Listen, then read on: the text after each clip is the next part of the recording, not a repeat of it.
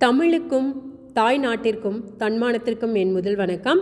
இது உங்கள் your honour Tamil channel. இந்த சேனலில் ரிலேட்டடான விஷயங்களை தமிழில் பார்க்க போகிறோம். அப்படி இன்றைக்கி நாம் என்ன பார்க்க போகிறோம் அப்படின்னா, BNSS பாரதிய நாகரிக் சுரக்ஷா சங்கீதா பாரதிய குடிமக்கள் பாதுகாப்பு சட்டத்தில் விக்டிம்ஸ்க்கான ரைட்ஸ் அப்படிங்கிறத பற்றி தான் பார்க்க போகிறோம். Rights of victim under BNSS 2023. இந்த இதில் சட்டத்தில் இந்த விக்டிமுக்கு பாதிக்கப்பட்டோருக்கு எந்த மாதிரியான உரிமைகளெல்லாம் இருக்குது அப்படிங்கிறத BNSS சொல்லுது.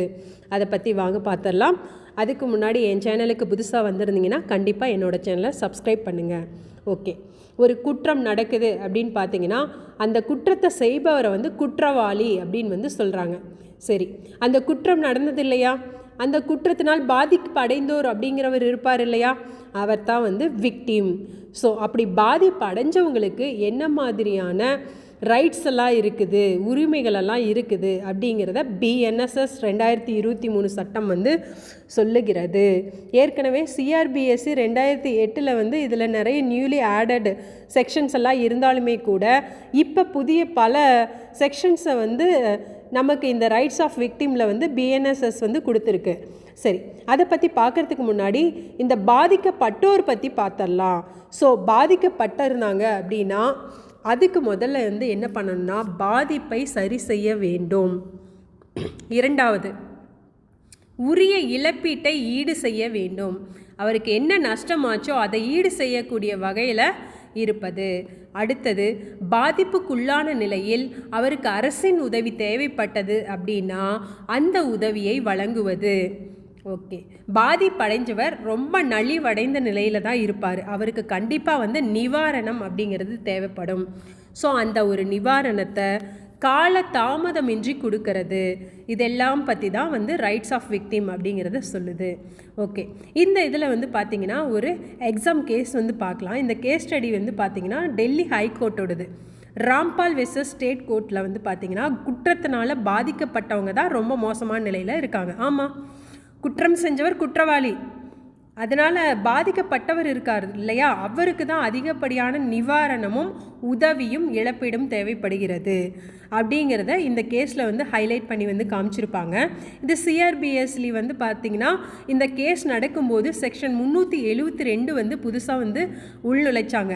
அந்த செக்ஷன் 372 என்ன சொல்லுது அப்படின்னா, பாதிக்கப்பட்டிருந்தாங்க அப்படின்னா அவருக்கு இழப்பீடும் உதவியும் தேவைப்படுறதுனால அவர் மேல்முறையீட்டுக்கான கூடுதல் உரிமையை பெறுகிறார் அப்படின்னு சொல்லிட்டு இந்த கேஸில் சொல்லியிருப்பாங்க. அதாவது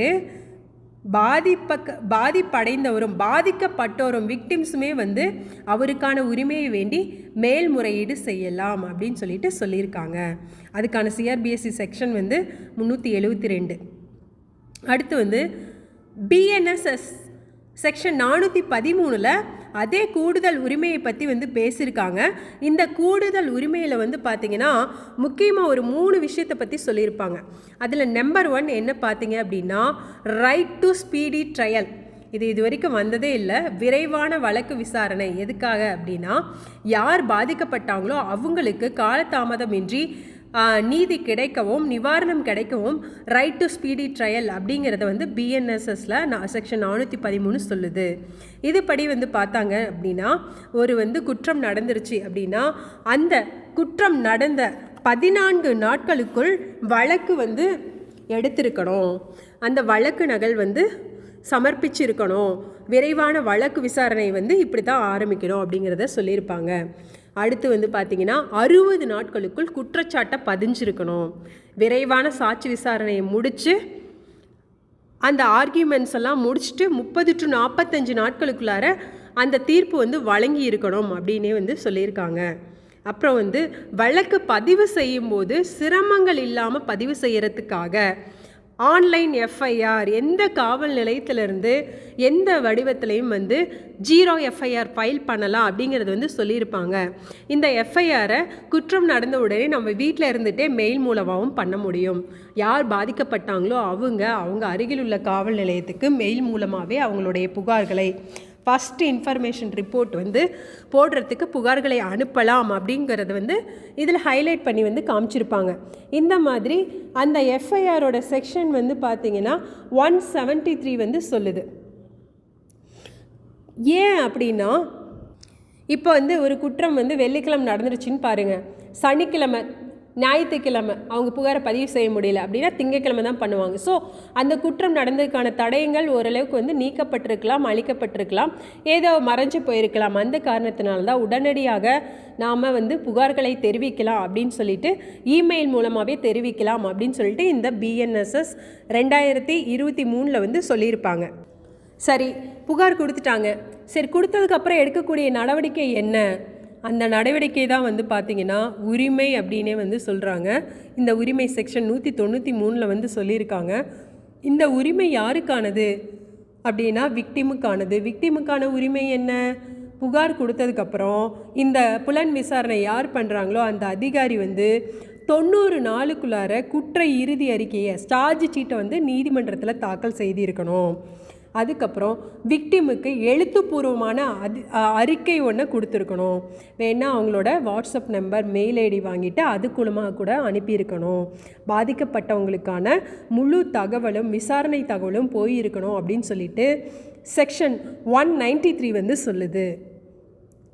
அடுத்ததாக பார்த்தீங்கன்னா, விக்டிமுக்குன்ட்டு யாராவது அட்வொகேட் அவர் ஃபிக்ஸ் பண்ணியிருந்தார் அப்படின்னா அந்த கேஸோட விசாரணை எந்த ஸ்டேஜில் வந்து இருக்குது, ஃபைனலாக வந்து அதை என்ன இன்வெஸ்டிகேட் பண்ணியிருக்காங்க அப்படிங்கிற அந்த ரிப்போர்ட் பற்றின அந்த ஃபைல்ஸை ஒரு காப்பியை வந்து அந்த அட்வொகேட்டுக்கு, சம்மந்தப்பட்ட விக்டிமோட அட்வொகேட்டுக்கு கொடுக்கணும் அப்படிங்கிறத பற்றியும் வந்து BNSS சொல்லுது.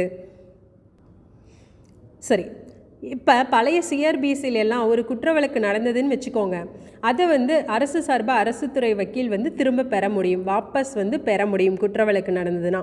இப்போ புதிய BNSS செக்ஷன் 360 வந்து என்ன சொல்லுது அப்படின்னா, விக்டிம் வந்து பாதிப்படைந்த விக்டிமோட ஆட்சேபனை இல்லை அப்படின்னா தான் வந்து அந்த கேஸை வந்து அவர் வந்து திரும்ப பெற முடியும். இல்லைன்னா அரசு வக்கீல் வந்து அந்த கேஸை வந்து திரும்ப பெற முடியாது அப்படிங்கிற அந்த சட்டத்தை கொண்டு வந்திருக்காங்க. இது வந்து BNSSல செக்ஷன் 360 வந்து பேசுது.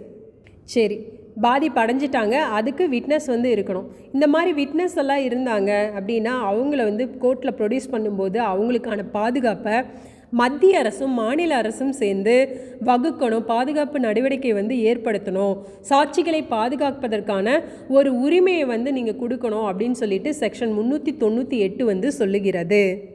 இப்போ நம்ம பார்த்துட்ருக்கிறது அத்தனையுமே வந்து விக்டிம்ஸுக்கான, பாதிக்கப்பட்டோருக்கான உரிமைகள் பற்றி தான் நம்ம பார்த்துட்ருக்கோம். செக்ஷன் 173 என்ன சொல்லுது அப்படின்னா, பெண்களுக்கு எதிரான குற்றங்கள், பாலியல் வழக்குகள், போக்சோ வழக்குகள் எல்லாம் இருந்ததுன்னா முன்னாடி இருக்கக்கூடிய அந்த ஆர்டினரி கேஸ் வந்து 90 டேஸில் முடித்தாங்க அப்படின்னா இது வந்து 60 டேஸ்க்குள்ளார சார்ஜ் ஷீட் வந்து ஃபைல் பண்ணியிருக்கணும், கோர்ட்டில் சப்மிட் பண்ணியிருக்கணும் அப்படின்னு சொல்லிட்டு இந்த சட்டம் வந்து நமக்கு சொல்லுது. அப்புறம் இதனால் பாதிக்கப்பட்டவங்களுக்கு விக்டிம் காம்பன்சேஷன் ஸ்கீம் அப்படின்னு சொல்லிட்டு நிர்பயா அப்படிங்கிற ஸ்கீம் வந்து நம்ம கவர்மெண்ட்டில் வந்து இருக்குது. இதில் மத்திய மாநில அரசோட அந்த நிதி ஒதுக்கீடு வந்து இருக்கும். இந்த குற்ற சம்பவத்தினால் பாதிக்கப்பட்ட பெண்களுக்கு உடனடியாக இழப்பீட்டு தொகையை வந்து நாம் கொடுக்கறதுக்கான அந்த ஒரு ஆணையை வந்து உறுதி செய்யணும் அப்படிங்கிறத பற்றி செக்ஷன் 396 வந்து சொல்லுகிறது. உமன் விக்டிம் காம்பன்சேஷன் ஸ்கீம் அப்படிங்கிறதே இருக்குது, நீங்கள் சர்ச் பண்ணி பார்க்கலாம். நிர்பயா கேஸ் அப்போ வந்து இந்த ஸ்கீம் வந்து இன்ட்ரடியூஸ் பண்ணியிருந்தாங்க. ஓகே, இதை தான் பழைய செக்ஷனில் வந்து பார்த்தீங்கன்னா CRBSல பாலியல் தாக்குதல், அப்புறம் IPCலையும் பாலியல் தாக்குதல் அப்படிங்கிறத பற்றி சொல்லியிருப்பாங்க.